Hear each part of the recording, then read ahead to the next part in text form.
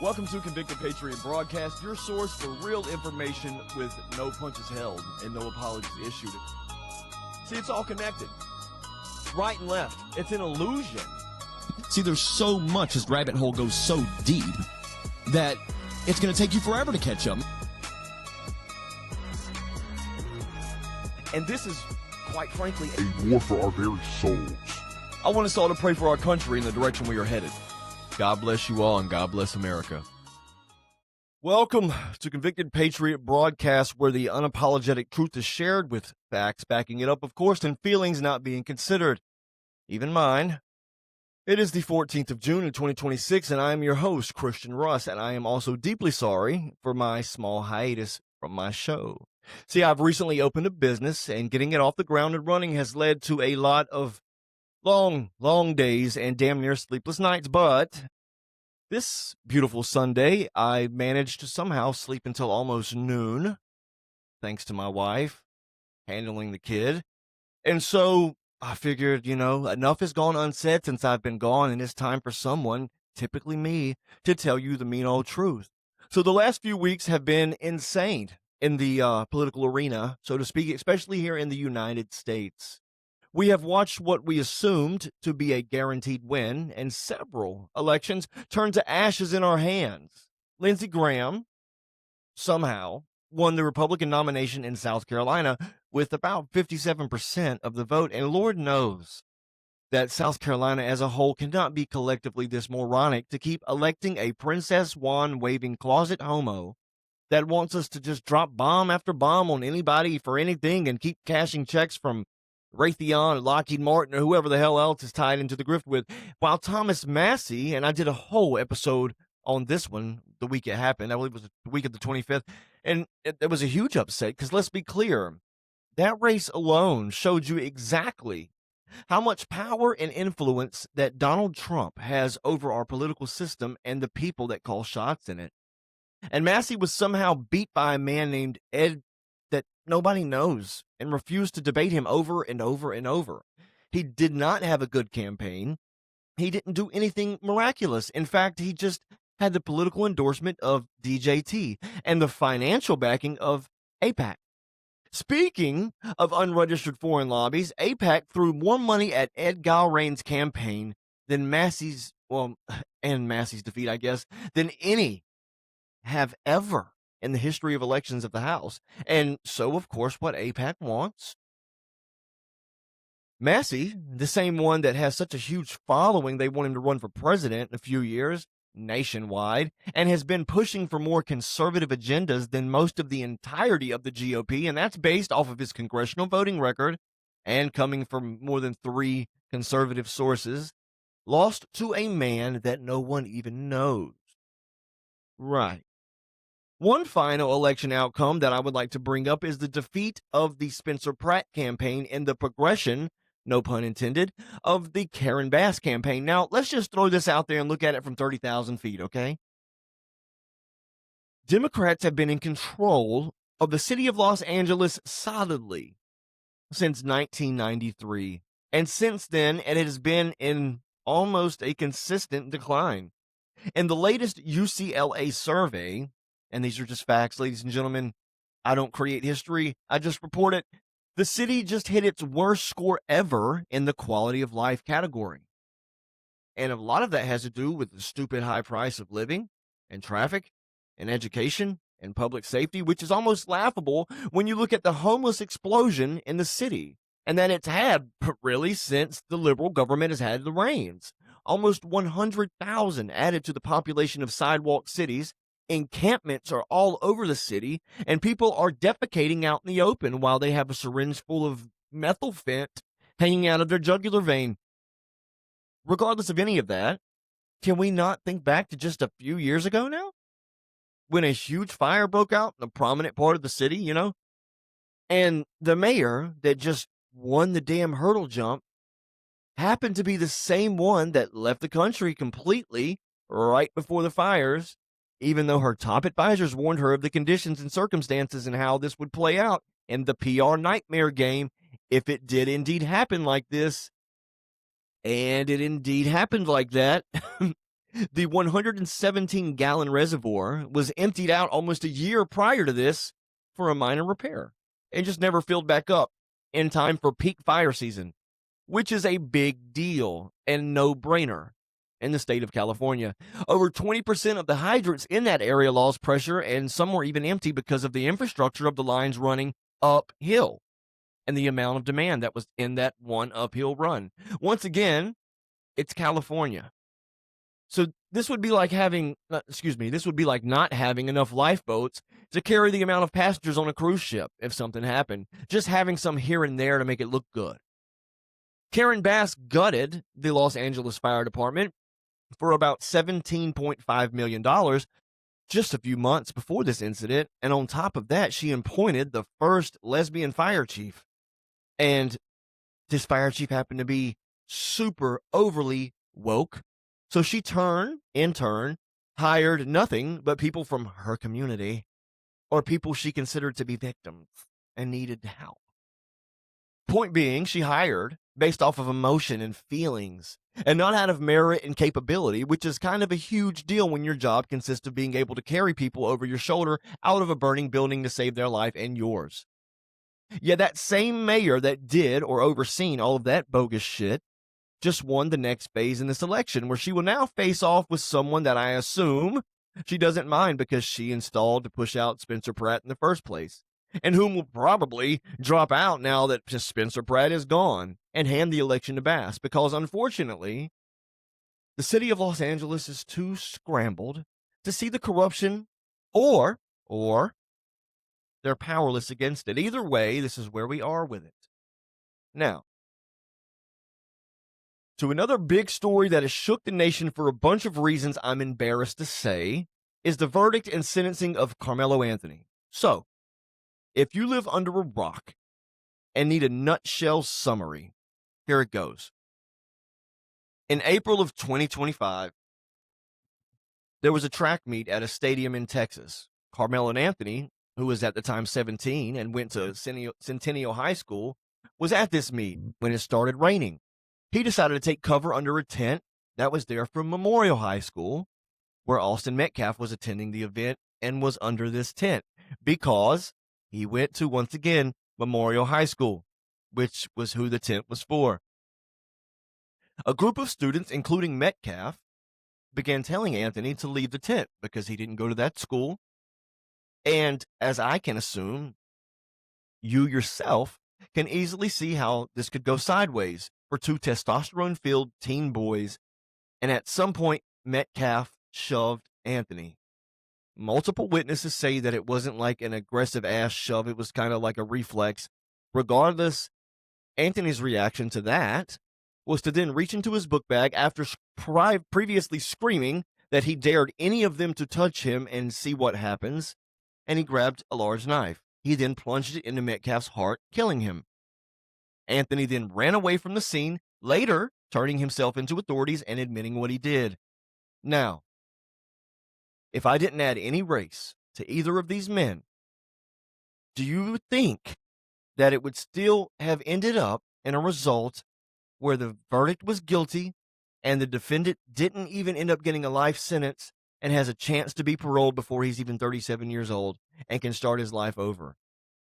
Because while that sounds like a shitty outcome from both points of view, I mean, you have one side that'll never see their child again, and he was murdered in cold blood damn near, and then you have another side that is going to lose 20 years of their child's life, the child that's going to lose 20 years of his own life to a system that he'll be coming out in the middle of his life, but still with time to get something, to have some sort of functioning life. And let's be real, we know the amount of financial support this child is going to get the entirety of his incarceration. He's probably going to step out to hundreds of thousands, if not millions of dollars by then from GoFundMe, GiveSend, whatever victim platform, So I think since both sides got shit on here, that we could say that was evenly proportioned deal of justice, maybe, yeah? But no, that's not what happened after this sentencing. Per usual, we have to make this a race thing and look at it through victim-colored lenses. Can I say that one thing? And I know many are going to thank me as well as hate me for shit like this, but let me say it anyway, per usual. I'm fucking sick of it. I'm so tired of automatically being assigned as a racist just because I'm white, or like I've had a privileged life or a better shot because somewhere in the world there is a white man, probably many, that have power and influence and prosperity. That hasn't a damn thing to do with me. And I really, honestly, try my best to ignore color and perceive only character, but damn, some of you people make it so hard. Yes, you people. Listen, and this is the truth. So please, please listen. If you're a black or brown person in the United States of America in the year of 2026, there is absolutely nothing that I can do as a white man that you cannot. Same as to women, more so in the spectrum of rights than ability, because I mean, mean old biology, you know, men are physically capable to do a little bit different things than women and vice versa. But there isn't a single right that I have as a man that you do not possess as a woman. Modern day feminism is a sick disease, and you're destroying the natural role of a loving mother that women are genetically programmed to be and be amazing at. Calling that traditionalism and acting like it's degrading to a female to step into that role, you're ripping apart the nuclear family and the balance that is needed from both the masculine and feminine sides of a nuclear unit of a family. I'll touch more on you women in a moment. With all due respect, of course, because I love my women, but I'm honest with everyone equally. I'm the loving asshole friend that you want advice from, but you don't want to go to because I'm not going to pull any punches. Yeah. So back to the point, though, there is no victim class today, and if anything, with the intense hatred put on the white race and pushed by corporate media trash outlets and rags that somehow sell as papers, being white now means no help at all. See, I've seen several cases where there's a white family in need of help, let's say maybe a single mother with a special needs child, and barely get anything, crumbs. Literally just enough to cover most of her one-bedroom studio-sized overpriced rental, while at the same time a minority with 4 children, all from different men that are none present, can get cash for every month for free, a couple $1,000s in food stamps, at least over $1,200-1,300. They can collect child support on 3 of the baby daddies, and only 2 of them can afford it, so one of them stays in jail. And the last one doesn't get hit with child support simply because he really is still in the picture, but Keisha can't let them people know, or they gonna cut her benefits. He can't be seen living in that Section 8 3-bedroom place, apartment, that she only pays $200 a month for. Keisha ain't gonna live like them poor white folks that have blue eyes, so they dead. With anything past EBT, we'll get a white people couple $100 EBT. Shit. They people used to own a farm or something. They can get back into it. Best believe that.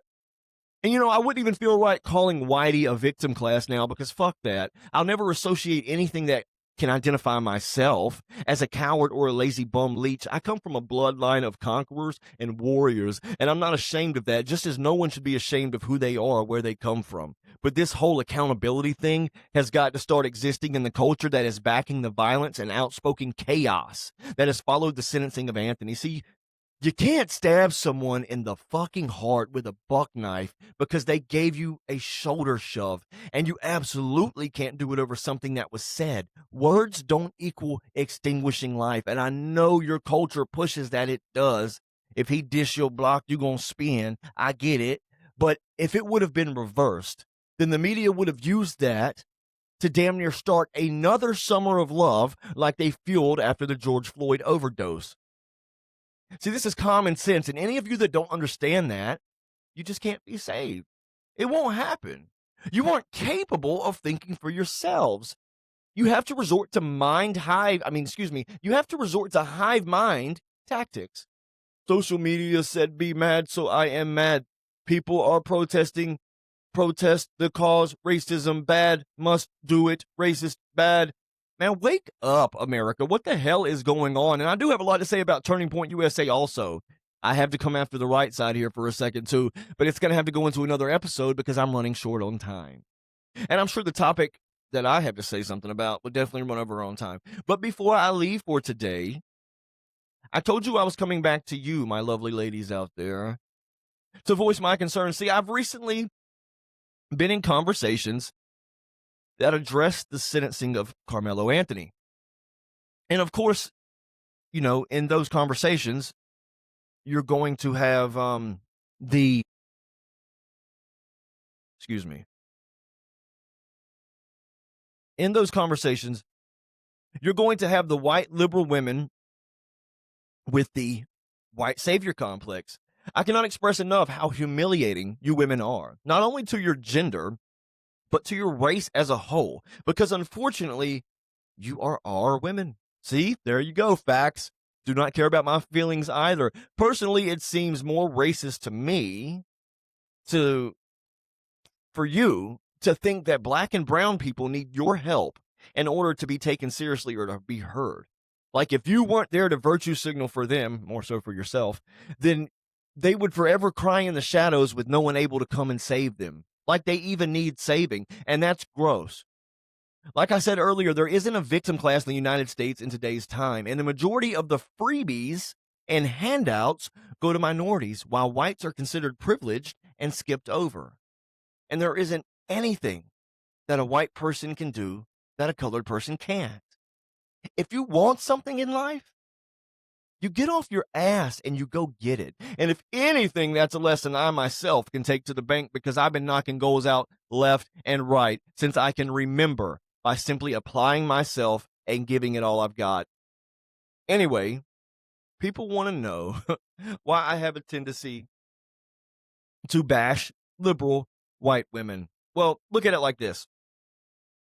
Before women had rights, white women came first, remember? The power belonged to the white man. The evil white man. So evil that he heard all of your cries and concerns and protest and bitching, and he listened. You got your rights, including the right to vote, but the reality is the white man with the power could have just said no and kept it moving.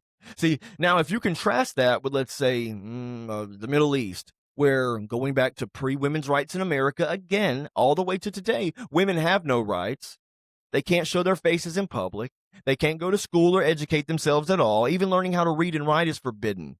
They cannot move freely about in their daily lives, and they aren't by any means endowed with rights or hardly any freedoms. They've also listened to their women's cries and complaints, and they just said no and kept it moving. Now keep that in mind. So women were given their right to vote in the United States, and the leaders of the country at the time were thinking, what could go wrong? Well, today, if you look at all of the first world countries that have allowed women the right to vote, one thing that they all have in common is not only are they all white majority, but they're all being hit with massive illegal immigration, with the average immigrant being male of military age. Oh, and guess what the best part is? Most of them are coming from those countries that treat their women like shit and are like second-rate subhuman servants to clean the house and cook and just to breed with. Yeah, you think that thousands, if not tens of thousands of years of culture is going to disappear from their hearts and minds just because they come to another country that treats women better, so now they must assimilate and do that too? Well, let me tell you one thing about Islamists. They don't assimilate, they conquer. But with all that being said, you'd never guess what the demographic and gender is that cast the most votes to the legislation that creates avenues for all this chaos and very light punishments, if any at all, for the suspects and attributors. White, liberal women. But what could go wrong? God bless you all, and God bless America.